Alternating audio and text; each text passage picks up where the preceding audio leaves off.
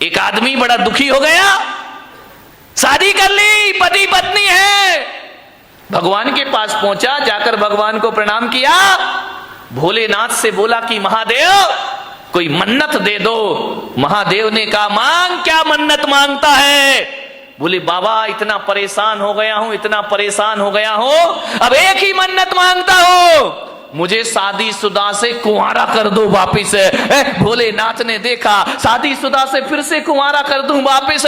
भोलेनाथ ने कहा निकल यहां से बाहर। अरे बोले बाबा ये कैसी बात है कि आप मुझे बाहर निकाल रहे हो, मेरी मन्नत पूरी करो। भोलेनाथ ने कहा कि मैं मन्नत तो पूरी कर दूंगा, लेकिन पागल है तू, मन्नत नहीं तू जन्नत मांग रहा है, जन्नत में तुझे शादीशुदा को कुंवारा कर दो, ये मन्नत नहीं ये जन्नत की डिमांड हुआ। ध्यान रखना तुम्हारा घर जन्नत बन सकता है, इसमें कोई भी डाउट नहीं है। थोड़ी सी समझदारी अपने अंदर रखिए, समझदारी आ गई तो घर को जन्नत बनने में ज्यादा देर नहीं लगा करती है। ध्यान रखिए। मान्यवर आपसे निवेदन है,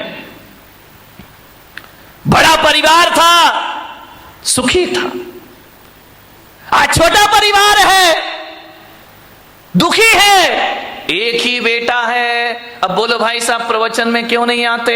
क्या करे महाराज, दुकान जाना पड़ता है, दुकान खोलना पड़ता है, बेटे को बिठा, बेटा पूना में पड़ता है। अब बताओ, अब आपका एक ही लड़का, मुझे तो अपना भविष्य खतरे में दिखाई देता, तुम्हारा दिखाई दे या नहीं दे, आपका एक ही बेटा है। मैं बच्चे को ये नहीं कह सकता तू सन्यास ले ले, बच्चे को मैं ये नहीं कहता तू दीक्षा ले ले। अब किसे सन्यास देंगे? तुम्हारा सहारा तो एक ही है।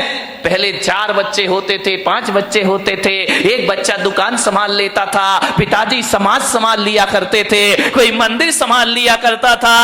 अब तो हमारे यहां संभालने वाला कोई नहीं, अब तो घर नौकरों के हवाले हमारे हो गए हैं, और दुकान जो हो गई है वह पार्टनरशिप में चला करती है। घर के बच्चे ही नहीं है, बहुत बड़ी बड़ी फैक्ट्री बन जाती है, और बच्चा अमेरिका में जाके पढ़ता है, वापिस लौट के नहीं आता, बाप बेचारा यहां रोता है, इस करोड़ों की फैक्ट्री का उत्तराधिकारी कौन हो? समस्याएं बहुत ज्यादा हो गई हैं एकल परिवार से।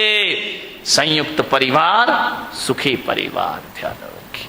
मान्यवर क्रोध ज्यादा बट गया, कलह ज्यादा हो गई, अब लड़ने की तो आदमी की आदत है।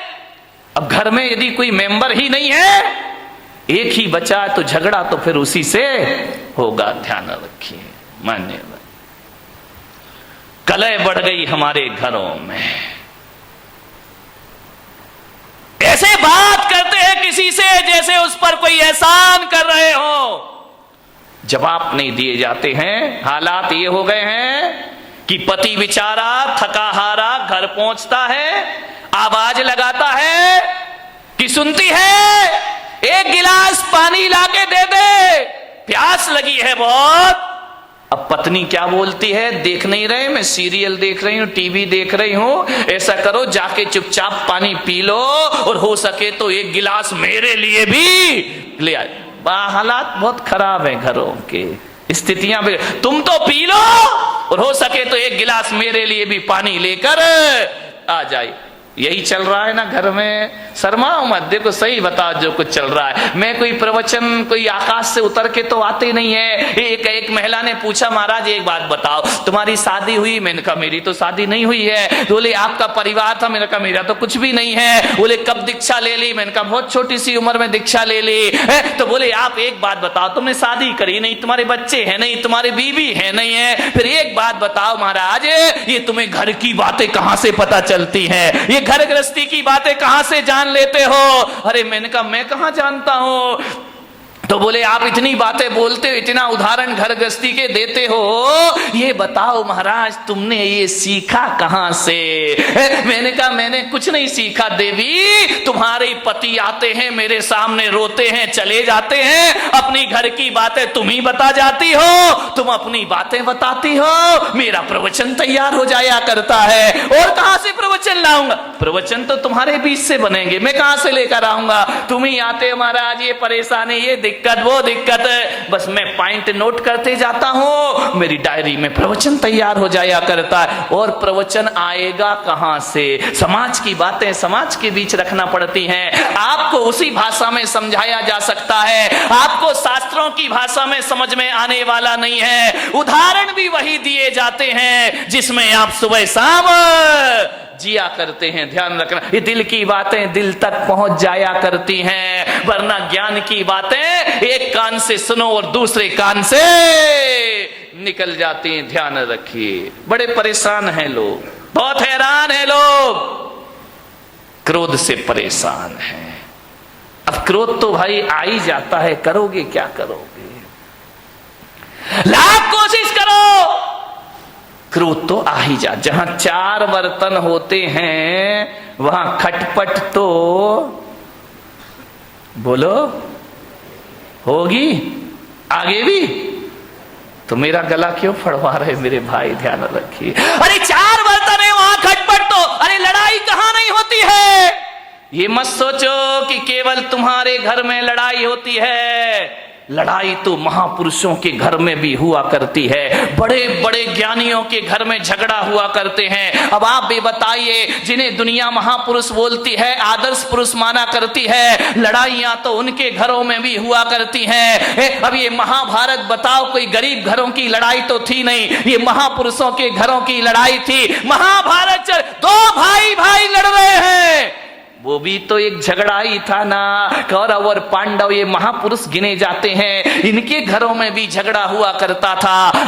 रामायण में सिंहासन को लेकर के झगड़ा हो गया, राम के घर में भी झगड़े होते हैं, दुर्योधन के घर में झगड़े हुआ करते हैं, युधिष्ठिर के घर में झगड़े हुआ करते हैं। झगड़ा कहां नहीं होता मेरे भाई? भरत बाहुबली का ये झगड़ा नहीं तो क्या था? ये भी तो एक झगड़ा था। ये मोक्षगामी लोग, ये सम्यक दृष्टि लोग, यहां इनके घरों में भी झगड़े होते थे, और बड़े आदमियों के घरों में भी झगड़े होते हैं। मुकेश अंबानी, अनिल अंबानी, ये झगड़ा नहीं तो क्या पेस्टीज रगड़ा है? विचार करिए, झगड़ा तो इनके घर में अभी। प्रमोद महाजन, प्रवीण महाजन, झगड़े तो इनके भी घर में हुआ करते हैं। ऐसा कोई नहीं है जिसके घर में बारामती के घरों के बारे में मुझे नहीं मालूम है, यहां झगड़े हैं या नहीं है। होशियार मत बनो कि हमारे यहाँ झगड़े नहीं है, घर घर की कहानी है, इसलिए तो महिला देखती हैं कहानी घर घर। विचार करी, सास भी कब हुई? नहीं नहीं, वो बहू थी बेचारी, पहले भी बहू थी और आज भी बहू है, वो सास बनने का मौका ही कहां मिला है उसको। ये हालात है हमारे घरों में, लड़ाई है, झगड़े हैं, विवाद है।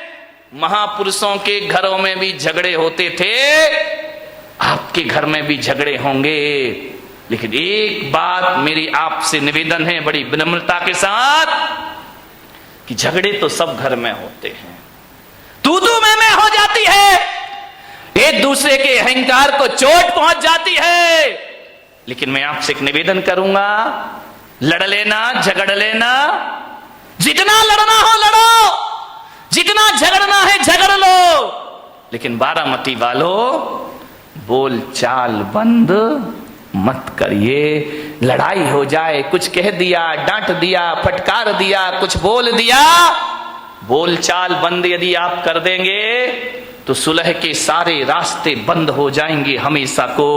लड़ लीजिए, झगड़ लीजिए, लेकिन शाम होने से पहले बोल चाल जरूर कर लीजिए। तुम्हारा क्रोध तुम्हारे लिए दुखदाई नहीं बन सकता है, तुम्हारा झगड़ा तुम्हारे लिए दुखदाई नहीं बन सकता है। अरे बचपन में भी तो लड़ते थे, दो भाई आपस में झगड़ा करते थे, एक दूसरे को मारते थे जब छोटे छोटे थे। उसकी खिलौना वो ले लेता था, उसका खिलौना वो ले लेता था, उसका खाना पे झगड़ा हो जाया करता था, जूते चप्पल पे झगड़ा हो जाया करता था, दोनों आपस में लड़ते थे। आज भी देखना छोटे छोटे बच्चे लड़ लेते हैं, झगड़ लेते हैं, तना तनी कॉलर पकड़ लेते हैं, मारपीट हो जाती है।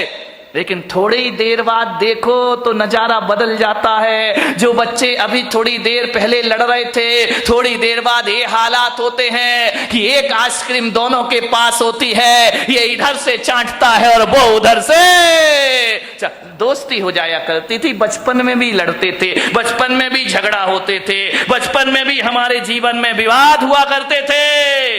लेकिन एक बात याद रखिए, लड़ने झगड़ने के बाद दुश्मनी हमारे बीच में नहीं हुआ करती थी। ध्यान रखिए, लड़ाई झगड़ा खतरनाक नहीं होता, बैर भाव जीवन में बहुत बड़ा खतरा पैदा कर दिया करता है। बैर भाव से बचने का प्रयास करिए। बच्चों की तरह लड़ लो, बच्चों की तरह झगड़ लो, कितना अच्छा होता, कितना अच्छा होता। काश ये आदमी आज भी बच्चा होता, कितना अच्छा होता।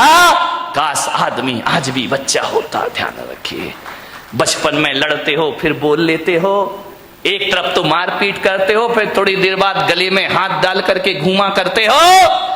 लेकिन बड़े होकर आदमी को नहीं जाने क्या हो जाता है, एक बार झगड़ लेता है और जिंदगी भर की बोलचाल बंद कर दिया करता है। ये बोलचाल चालू रखिए, मौन मत लीजिए, दुश्मनी को जन्म मत दीजिए, व्यवस्थाएं आपकी बनी रहेंगी। ध्यान रखना। मान्य भर हंसता खिलखिलाता परिवार होना चाहिए। हंसोगे, खिलखिलाओगे, क्रोध पैदा नहीं होगा। ध्यान, दो ही चीज हो सकती है जिंदगी में, या तो हंस लो या गुस्सा कर लो। ध्यान रखना, जब गुस्सा करते हो तो हंसी गायब हो जाती है, और जब आदमी चेहरे पर मुस्कुराहट और हंसी लाता है तो क्रोध गायब हो जाया करता है। दोनों एक साथ कभी नहीं रहा करते हैं। ऐसा कभी आपने नहीं देखा होगा कि क्रोध में, गुस्से में किसी का मुंह भी फूला है और हंस भी रहा हो, मुस्कुरा रहा हो। दोनों काम एक साथ कभी नहीं हुआ करते हैं। इसलिए मैं आपसे कह रहा हूं कि क्रोध की जगह हंसता खिलखिलाता मुस्कुराता जीवन होना चाहिए। जितने आनंद में रहोगे उतना क्रोध आपसे दूर रहेगा। मेरे कमरे में लोग हंसते रहते हैं, आवाज आती रहती, हंसी मजाक की आती रहती है। बोले महाराज आप संत हैं, आपका कमरा बड़ा सीरियस होना चाहिए, बड़ा गंभीर होना चाहिए। मैं बहुत कोशिश करता हूं गंभीर हो जाऊं, गंभीर हो जाऊं, लेकिन क्या करूं, मेरा स्वभाव मुझे गंभीर नहीं होने दिया करता है। हंसता हूं, मजाक करता हूं, व्यंग करता हूं, आदमी से बातें कर, बच्चा आए तो उससे हंस लेता हूं, बूढ़ा आए तो उससे हंस लेता हूं, महिलाएं आती उनसे हंस लेता हूं। ध्यान रखना, जहां तक मेरी सोच है, अब इस दुनिया को उदास, गंभीर और सीरियस संतों की जरूरत नहीं है। अब इस दुनिया को हंसता खिलखिलाता मुस्कुराते संत की जरूरत हुआ करती है। यदि संत हंसेगा, मुस्कुराएगा तो समाज में वह प्रेम का प्रसाद बांट पाएगा। हंसता खिलखिलाता मुस्कुराता जीवन होना चाहिए। हंसी गायब हो गई है। अब घर में दो लोग रहते हैं, हंसे तो कैसे हंसे? मुझे तो बड़ी सोच सोच के हैरान होता हूं। अब हंसने के लिए आदमी को लाफ्टर चैलेंज जैसे सीरियल देखना पड़ते हैं, कपिल शर्मा से मिलना पड़ता है, तब आदमी के चेहरे पर हंसी आती। नहीं मेरे भाई, क्रोध तनाव में जिंदगी जी रही है हमारी। झगड़े होते हैं, आदमी भी लड़ता है, महिलाएं भी लड़ती हैं। फर्क इतना होता है, आदमी इस कान से सुनता है और इस कान से निकाल देता है। महिलाएं ऐसा नहीं करती, महिलाएं तो बहुत होशियार हैं, इस कान से सुनती हैं। आदमी इधर से सुनेगा, इधर निकाल देगा, लेकिन महिलाएं जो हुआ करती हैं इधर से सुन के इधर नहीं निकालती हैं, वो दोनों कान से सुनती हैं और मुंह से निकाल दिया करती हैं। ये दोनों कानों से, इधर से भी सुनेंगी, इधर से भी सुनेंगी और मुंह से। कौन बोला जब भी बोलेंगी बारूद? नहीं, यहाँ की महिलाओं की बात नहीं कर रहा, यहाँ अपने को भाई अभी चतुर्मास पूरा करना है। मैं तो बंबई वालों की बात कर रहा हूं, तुम्हारी आगे जाके देखूंगा। ध्यान रखिए, विचार करिए, आप सोचिए। ऐसा नहीं है कि इन्हें गाली देना नहीं आता है, आता है। ऐसा नहीं कि इन्हें गाली नहीं आती है, बहुत आती है, लेकिन ये बोलती नहीं है। ध्यान रखिए, आदमी तो गाली ही गाली बोलता है, हर चीज पे गाली बकता है। बिना गाली के बातों की शुरुआत, कई का तो गाली तकिया कलाम बन जाता है, हर बात पे 4 गाली बका करता है। मैंने कहा यार जितनी भी गाली इस देश में है वो महिलाओं के नाम से सारी गाली है, माँ के नाम से, बहन के नाम से, बाप और भाई के नाम से कोई गाली इस देश में नहीं है। मैंने कहा इतनी सारी गालियां महिलाओं के नाम से क्यों है इस देश में? विचार किया कि महिलाओं को गाली आती है लेकिन ये गाली बका नहीं करती हैं, लेकिन आदमी 24 घंटे गालियां दिया कर। ध्यान रखिए मान्यवर, किन बातों पे झगड़ा होता है हमारे घर में? छोटी सी मानसिकता, बस संकीर्ण प्रवृत्ति हमारे यहां झगड़े को जन्म देती। हकीकत बताऊं, जीवन में 90% झगड़े फिजूल के हैं। देखना, कोई सिर पैर नहीं उन बातों का, कोई दम नहीं, कोई सेंस नहीं उन बातों में। जिन बातों में आदमी झगड़ पड़ता है, लड़ लेता है, मारपीट शुरू हो जाती है, दुश्मनी का चंद ठिकरों के लिए आदमी लड़ता है। मान्यवर, आप यदि क्रोध करने के बाद यदि शांत हो जाएं और एकांत में बैठकर सोचें यार मैंने जो झगड़ा किया है ये लड़ने जैसी बात थी या नहीं थी, तो 90% बातें ऐसी हैं जिनका कोई वजूद नहीं हुआ करता है, उसमें आदमी झगड़ा कर लिया करता है। थोड़ी सी गलतफहमी आ गई आदमी झगड़ा कर लेता है, थोड़ी सी शंका आ गई आदमी झगड़ा कर लिया करता है। फिजूल की बातों में झगड़ा है। मेरा एक जगह चातुर्मास हो रहा था और चातुर्मास में संत निवास के बाजू में एक बहुत बड़ा मकान था। सुबह सुबह हम लोग पाठ कर रहे, भगवान का भजन कर रहे हैं, झगड़े की आवाज आने लगी। अरे मैंने कहा भाई ये झगड़ा कौन कर रहा सुबह सुबह? मेरे साथ लड़के थे, मैंने कहा जरा देखो किसी ने टीवी चालू कर दिया है क्या? बोले महाराज झांक करके देखा तो बोले टीवी नहीं है, ये तो लाइव चल रहा है। मैंने कहा मतलब क्या है? बोले डायरेक्ट झगड़ा हो रहा है। मैं गया, मैंने खिड़की से झांका, 2 पति पत्नी आपस में लड़ रहे, इतना लड़ रहे हैं कि लड़ते लड़ते कमरे से बाहर निकल आए, आंगन में आ गए। एक के हाथ में बेलन है, एक के हाथ में कौन बोला चिमटा है। चले ऐसे तुम लोग तैयार रहते हो बोलने के लिए। दोनों लड़ते झगड़ते बाहर आ गए, झगड़ा हो रहा। मैंने कहा इधर आओ। अरे बोले महाराज, मुझे देखा, झगड़े में थोड़ा सा ब्रेक लग गया। अरे बोले महाराज देख रहे हैं। मैंने कहा इधर आओ, ये सुबह सुबह भगवान के भजन करने का टाइम है, प्रभु के स्मरण करने का टाइम है, वो तुम सुबह सुबह पति पत्नी आपस में झगड़ा कर रहे, कोई तरीका है जिंदगी जीने का? अरे बोले महाराज हो गया, झगड़ा हो गया। मैंने कहा किस बात का झगड़ा है मुझे बताओ, मैं फैसला करूं। बोले महाराज फैसले वाले का कोई बात ही नहीं है, तुम इनका लड़काए को रहे हो। बोले महाराज जब पूछ रहे हो तो हम बताते हैं, झगड़ा हमारा 12 बजे रात से चल रहा है। अरे मैंने कहा कमाल कर दिया, पति पत्नी दोनों हैं, 12 बजे रात से झगड़ा चल रहा। मैंने कहा किस बात का झगड़ा चल रहा है? बोले कुछ नहीं महाराज, आज नींद नहीं आ रही थी हम दोनों को। तो बोले क्या करे? बोले टीवी भी नहीं चल रही, लाइट भी नहीं थी। तो मैंने कहा क्या किया तुमने? बोले बस लेटा लेटा मेरे मुंह से इतना निकल गया कि मैं अपने बेटे को डॉक्टर बनाऊंगा। पत्नी ने सुना, खबरदार तुम्हारा बेटा डॉक्टर नहीं बनेगा, तुम्हारा बेटा इंजीनियर बनेगा। तो मैंने कहा यार तू इतना क्यों बोलती, जब मैंने कह दिया मेरा बेटा डॉक्टर बनेगा। पत्नी ने कहा कोई तुम्हारा अकेला हक नहीं है, मेरा भी हक है, मेरा बेटा इंजीनियर। अब फिजूल की बात है, इस पे झगड़ा बढ़ गया। बोले देखता हूं कैसे डॉक्टर बनाएगा। बोले मैं भी देखती हूं कैसे इंजीनियर बनाएगा। झगड़ा बढ़ते जा रहा। बोले बढ़ते बढ़ते हाथापाई पर आ गए हम लोग कि डॉक्टर ही बनेगा, इंजीनियर ही बनेगा। इतना झगड़ा, बोले सवेरे के 4 बज गए लड़ते लड़ते। बोले देख तू ज्यादा बातें मत किया कर मेरे से, जब मैंने बोल दिया कि मेरा बेटा डॉक्टर बनेगा तो बनेगा। पत्नी ने कहा मैंने बोल दिया मेरा बेटा इंजीनियर बनेगा तो बनेगा।